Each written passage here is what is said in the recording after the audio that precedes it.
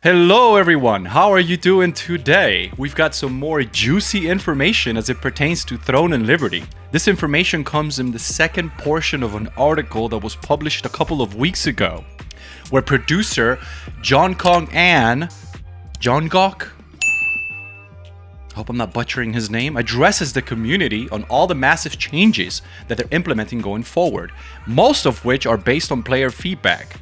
And believe me, they were massive.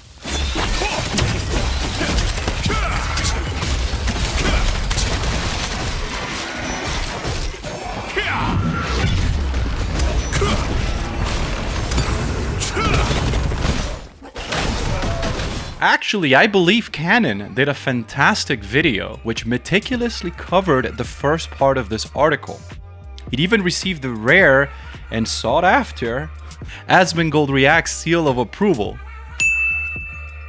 I'll leave a link for Kanon's video as well as his channel below in the video description. Now, without further ado, let's get into it, shall we?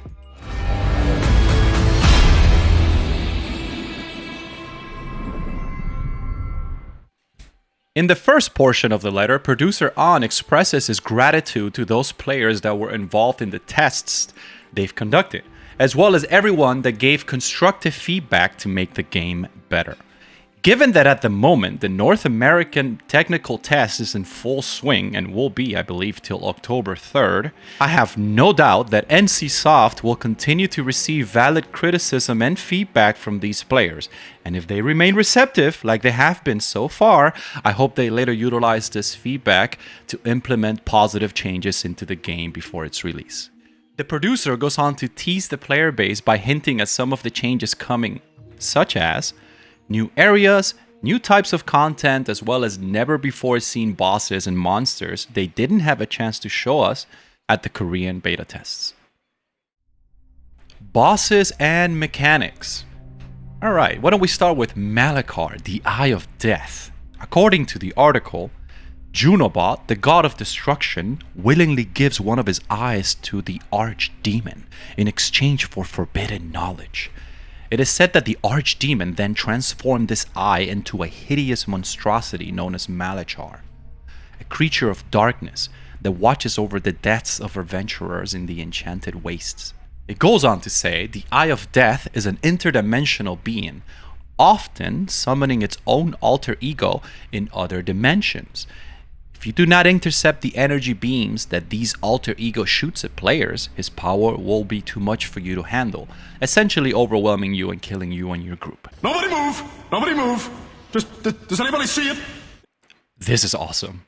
It actually makes me think of Legion's dungeon Vault of the Wardens, specifically the boss Glazer, where you had to intercept the beams with mirrors and redirect these beams back at him to break his shield and get through the mechanic. Not only is it the first time ever that those of us outside of internal tests get a first-hand glimpse at a boss, their mechanics and designs, but it also makes me incredibly excited to ponder the possibility that content such as this will be superseding the tedious and near endless grinding of enemies now that Astral hunting is removed. World boss, Tevent. This next boss, Tevent, is clearly no stranger to any of us that have been following the game thus far. He was first seen in the launch trailer, if I'm not mistaken, and similar to world bosses from other games like World of Warcraft's Doomlord Kazakh or Black Desert's Garmoth, he is incredibly powerful and requires a large group of players to bring him down. The article reads, a former court wizard who fell into madness, he was resurrected by a mysterious force as an enormous skeleton. His physical attacks are powerful, but as a mage, he can also overwhelm players with black magic and powerful curses. It goes on to say that, as the most powerful of creatures in the world, Tevent cannot be defeated by simple means. Its curses react to water. Whoa, okay, what? NCSoft mentioned from the very beginning that they will have a day-night cycle as well as weather cycles that will affect the world you interact with. For example, content would only be accessible during set cycles as well as player skills having their functionalities altered. which is pretty cool and all, but I never imagined actually that they will use this concept for a world boss.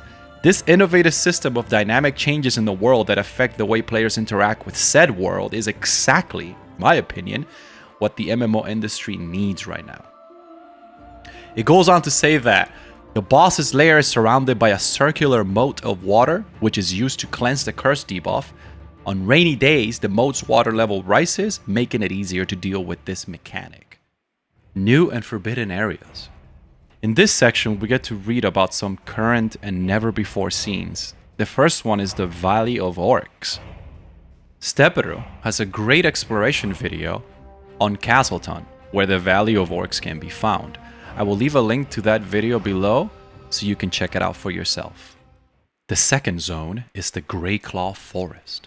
I couldn't find any footage on this area, so I am assuming that it has not yet been explored. But feel free to leave anything you find regarding this zone in the comments below. These lichen-dominated woods are being threatened by human settlements. Enraged by these encroachments, the lichens continue a fierce battle with the human resistance till this day. There is a lot of potential with this zone in my opinion. Given that there happens to be interactivity with the environment based on the day-night cycle, what about a lunar cycle? Where a boss with rare loot spawns not only at night, but also only during a full moon, making such an encounter that much rarer and rewarding. The third zone they mention in this publication is Lizard Island, a forbidden zone that has not yet been explored.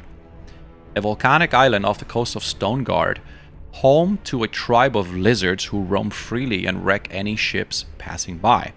These rampaging reptilians, in tandem with the island's venomous vegetation, make exploring that much more challenging and probably, if you ask me, more rewarding as well. The only safe way to get to it is to hitch a ride on that massive flying coral whale we've seen in previous videos.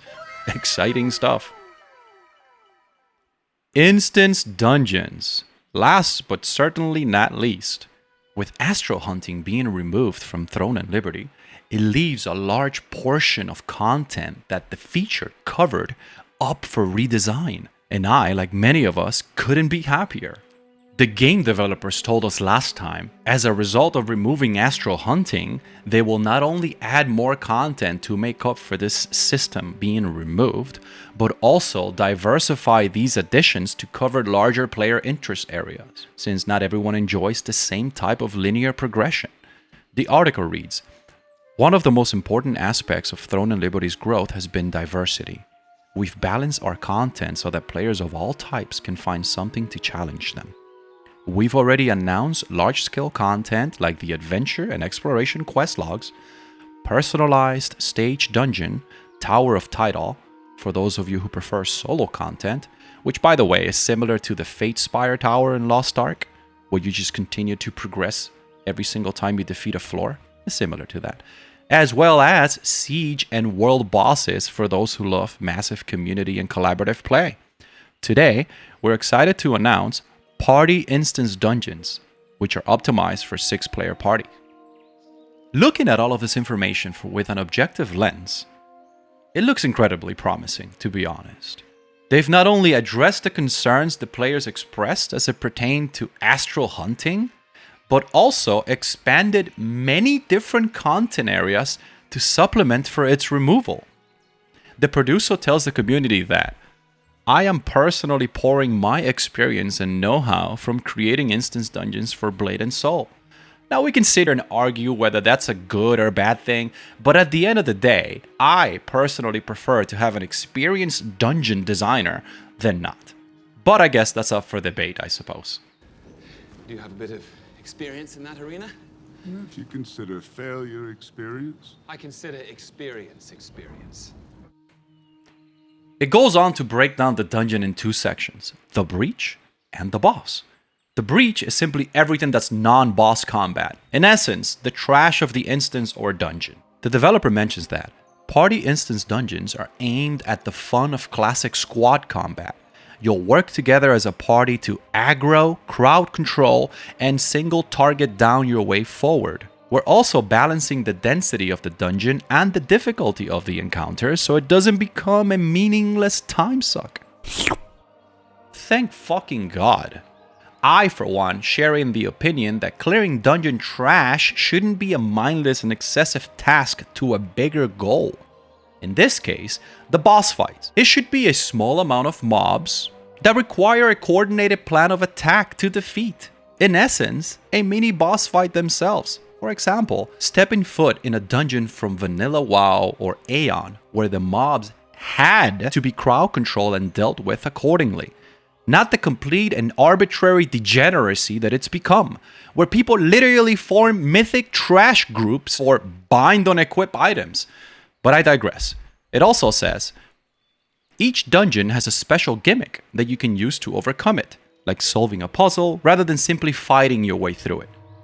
Genius! Another interactive way to get through the dungeon that's not just killing mobs until the boss fight shows up. This makes me think back of that footage in beta where players had to use their grapple hook to get out of a mechanic that was otherwise unavoidable. I think that's super cool. Finally, in this section, it talks about the boss encounters. Boss sections are the highlight of the instance dungeon, requiring a total of 6 party members to overcome a controlled environment. The confined situation requires a high degree of strategic formation. We're looking forward to creating more variability through weapon combinations, which is a major system in our game. Unlike field bosses, which can be fought with all players in the vicinity, these dungeons will provide the challenge and fun that comes with high difficulty. This is great! I believe that emphasizing on player urgency and building content around that is a fantastic way to constantly change the meta. Having a variety of weapon combinations serve different purposes for different boss encounters is a great way to promote inclusion and overcome these high challenging difficulties. The last thing we get to see in this developer article is the new dungeon boss, Heliver, Guide of the Abyss. I mean, this thing just looks amazing. I mean, look at it. Look! Diablo 3 Reaper of Souls vibes, anyone? Anyways, it reads, Heliver is an eerily relentless stalker who picks out one member of a group, attacking and focusing him. Heliver often uses AoE magic, which can instantly kill the target he has chosen to focus. The target cannot survive unless other allies enter the area of damage to spread the damage around. This is essentially an AoE soak mechanic, like the one found in many of the MMOs we have today. For example, World of Warcraft.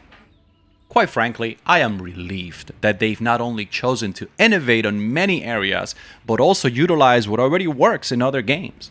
Essentially not trying to reinvent the wheel, but instead adapt to the market and improve based on player input and criticism. Final thoughts. If we were to take everything so far holistically, I firmly believe it is safe to remain optimistic about Throne and Liberty.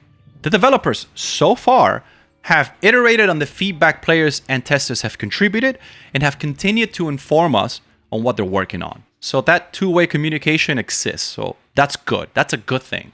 That's rare nowadays. The combat dynamics and Astral hunting were a huge point of contention for most people in the past, which have both been addressed.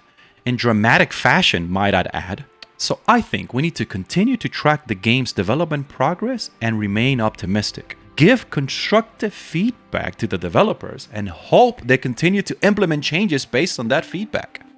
It is important to be well informed about a topic before rendering an opinion, whether positive or negative. Throne and Liberty is no exception. This is why I urge players to do a bit of research before dogpiling the game with negative or positive takes. I understand that it's far easier to share in somebody else's opinion than educating yourselves on the topic and formulating your own, but that is harmful to everyone.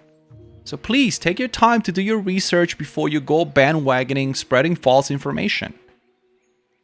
For those of you thinking this entire video is an echo chamber of Dutch rudders, feels good, sir. Try me. Come on. It is not. NCSoft has disappointed me across the years more times than I care to admit. That is why my opinion surrounding Throne and Liberty comes from an objective point of view, given everything that we know so far about the game, and taking every single piece of development update with a grain of salt. Will it be the next big MMO? I don't know. but you better be sure you're well informed before leaning one way or the other and rendering your opinion. Anyways, thank you so much for watching. Let me know in the comments what you think. And by the way, I don't typically make videos. This will be like my second video ever. But if you like the video and you want to see more in the future, I am willing to continue making them for you as long as there is an interest. Don't forget to subscribe and let me know your thoughts. Thank you so much. See ya. Until next time.